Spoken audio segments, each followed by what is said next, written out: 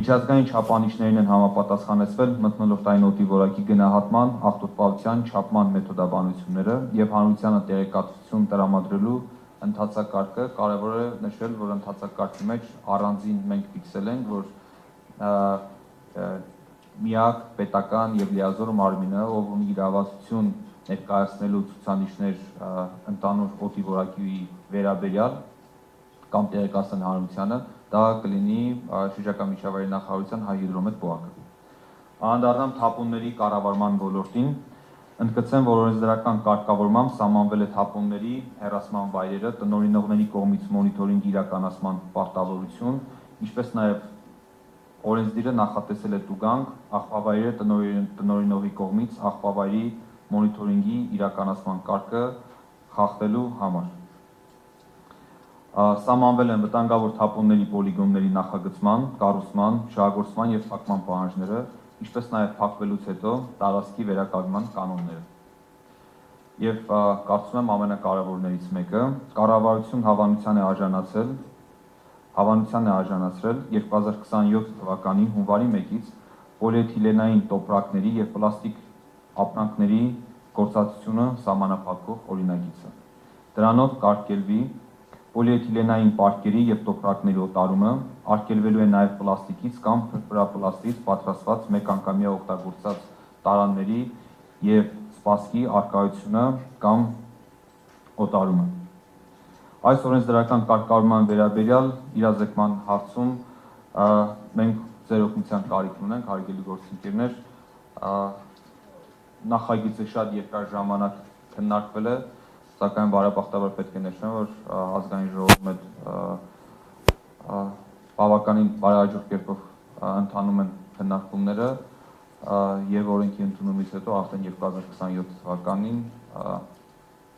պլաստիկի կիրառումը, առնվազն մեկանգամյա պլաստիկի կիրառումը Հայաստանի Հանրապետությունում կլինի արգելված։ 2025 թվականին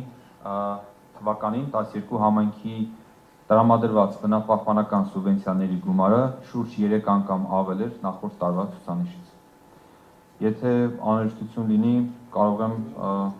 հարց ու պատասխանի ժամանակ անդրադառնամ նաև օրինակներին։ Միջազգային ծրագրերի մասով նշեմ, որ 2025 թվականի ընթացքում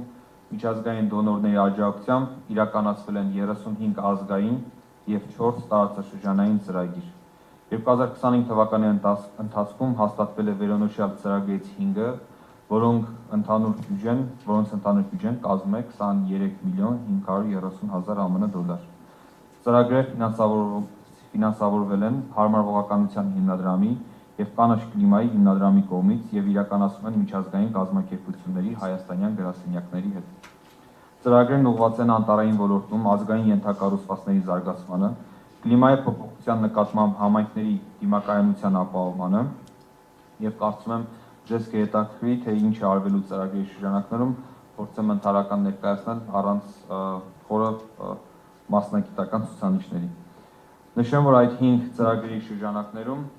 պետական եւ համայնքապատկան հողերում հիմնվելու են 1300 հեկտար անտառային տարածքներ,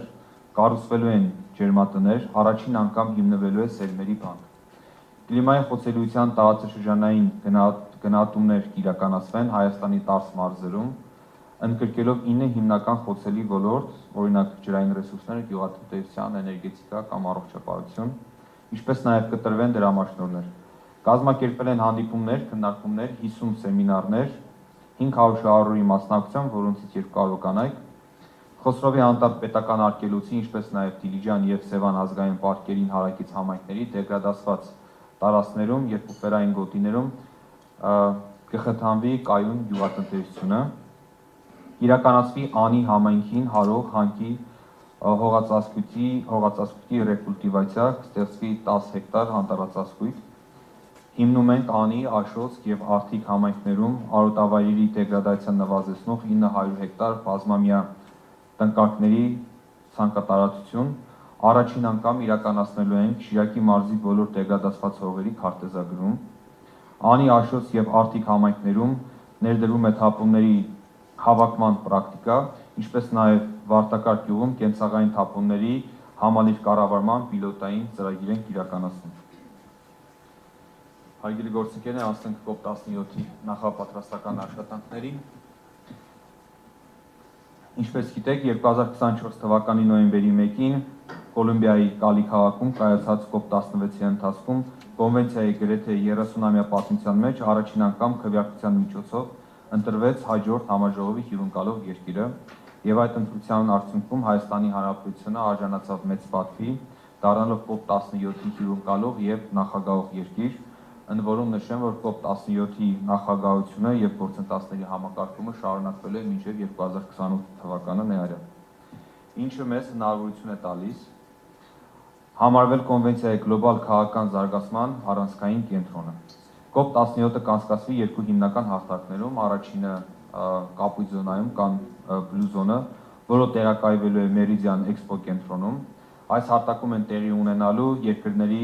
պաշտոնական պատվիրակությունների միջև բանակցությունները, ստորագրվելու են փաստաթղթեր, անցկացվելու են բարձր մակարդակի քննարկումներ։